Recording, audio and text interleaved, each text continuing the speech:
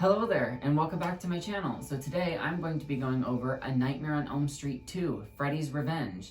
So this takes place about 5 years after the first movie, but I believe it came out a year after the first movie in 1985. And it follows the story of this kid named Jesse who moves into Nancy's old house. And obviously trouble is going to pursue that situation because why would it not?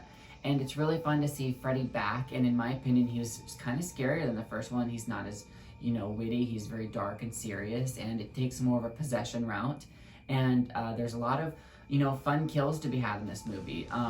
It's a bit controversial because some people are not a fan of it because of some of the vibes that it may give off, but I'll get into that later. And with all of this being said, let's get right into A Nightmare on Elm Street 2, Freddy's Revenge.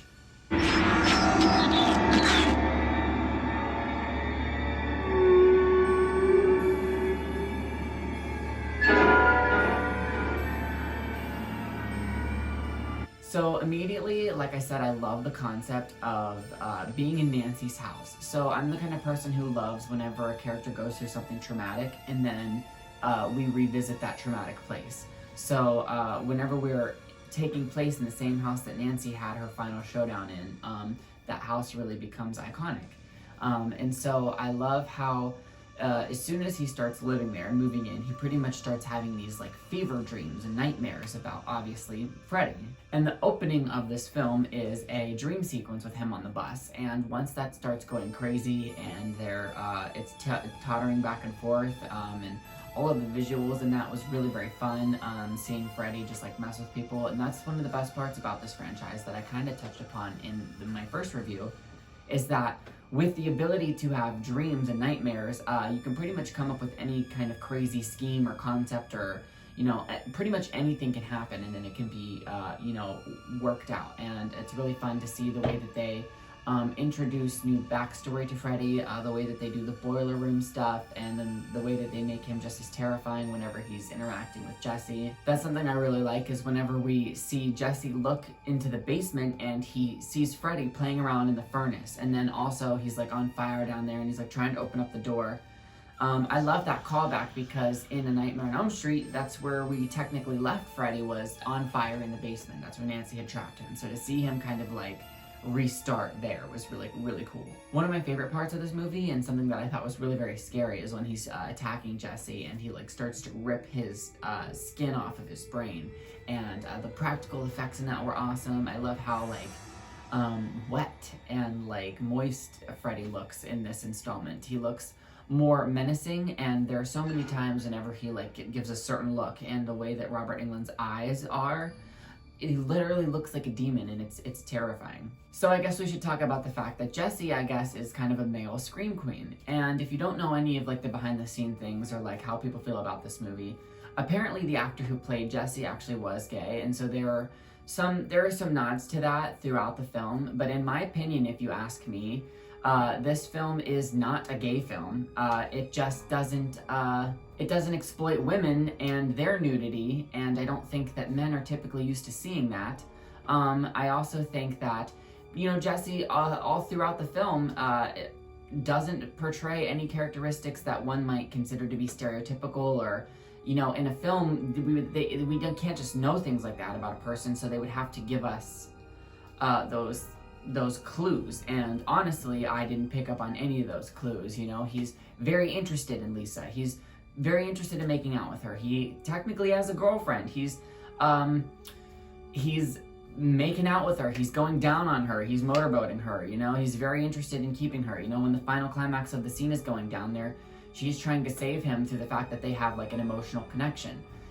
In my opinion, I don't think this is a gay movie just because there happens to be non-misogynistic viewpoints of this, the way that it was filmed. And just because there happens to be one gay character who is the gym teacher who's barely in the thing and is at this bar, that to me, that was no different than any other sequence of some older person just being at like a bar whenever Freddy works his demon magic out to try to just like kill him, and it ends up being able that's a sequence we see, is like him getting killed in the showers.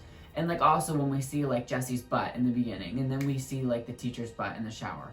everyone acts like it's such a big deal, and they're like, oh my god, there's man ass everywhere, and it's like, first of all, there's not. There really isn't. It's barely there at all. And second of all, who are you that you're an adult that you can't handle someone's buttocks? And second of all, or third of all, and fourth of all, and fifth of all, I could just keep going on.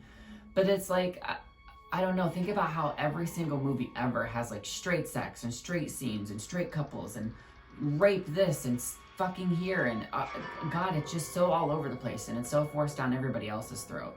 And so the fact that this just doesn't do that, I happen to really like it, and I happen to really appreciate it. And I think that it is probably geared toward more towards women and maybe gay men, but that does not mean that I think that it's a gay movie. I just don't think that it follows the typical horror genre trope of, you know, how men view the world, you know? Anyway, so if you skip this movie, or if you don't like this movie because of that reason, I think that's a pretty low blow reason, you know? It's almost not even for real. And even if it was a giant gay movie, that just makes you unintelligent and not able to be caught up to the real times. And so I'm kind of done talking about that. With all that being said, it's this one movie in the world that doesn't objectify women. Wow, get over it. On another note, I love that there's a male Scream Queen. I've always wanted to be one myself, and I like that that's kind of a horror trope that's kind of more known now than it is back then. But I like Jesse, and I like what he's going through, and in a way, it's really very almost scarier than what Nancy's going through, because Nancy had the whole, you know, terrorizing and psychoticness and looking crazy from the dreams and such, but where Jesse's trouble is the possession. You know, he's going crazy, obviously, the things that he's seeing, the things that he's experiencing and going through, and then not being able to rest. And then on top of it, you know, there's many times whenever he's at the scene of the crime because Freddy's living throughout him. So he'll look into a mirror and you'll see Freddy, but it turns out that it's actually Jesse. So whenever Jesse's committing these murders, he's not really. It's Freddy in place of him, using his body as like an entity or like a tool, pretty much. I love whenever they find Nancy's diary because it kind of gives clarification to Jesse and reassurance, you know, that it kind of gives him the ability to grasp what's going on and to realize that there's something to be done about it, that he's not alone in this. And whenever he is reading, you know, excerpts from her diary, they're so chilling. That's part of that moment that I love that causes the eerie vibe of just being like, there's this man who gets me in my dreams, and he has razors for fingernails. And that's another thing that I liked about this movie, especially on top of it being practical effects, is that sometimes when the glove shows up, sure, that's haunting and scary and terrifying because it's like, you know, it's like the glove. But that part wherever he's going to his, I can't remember what his name is, but he's in his friend's room and his hand starts to like grow those razors out of the skin, and then his skin starts busting open and turning into Freddy's arm. That looks so painful, and it was so awesome. I love the way that they achieved that. That whole however many minutes long scene is so it just gripping with anticipation, the way that you really are like wondering what's going on with him, and the way that he's able to portray the pain, and you know that something just awful is going to happen, and the other guy doesn't know what's going on. And when you watch it back, it looks like he has indigestion, and then Freddy just like bursts out of him, and it's terrifying. I love whenever that kid's like yelling for his dad. It's so, because everyone would do that, you know, no matter how big or tough or macho you think you are. You know, when you see some supernatural shit going on in front of you and your fucking friend is getting murdered and there's a demon popping out of him, I mean, everyone's gonna be screaming for their parents, like. And the way that they did actually a couple of the kills in this movie were really awesome, kind of like the gym teacher in the shower where you just like get the 4 slashes. I love seeing Freddy's iconic 4 slash mark on a victim, especially whenever that happens through the door on the other friend. And then he ends up popping out of into a pool party and starts like mass slashing teenagers. Now that's something that I really love. I've always kind of loved the concept of mass killings. That's why I kind of love like Carrie, and there's like some other scenes from other horror movies where just mass carnage is so intriguing to me, to like seeing people panic. You know, what would you do? Really, what is there to do, you know?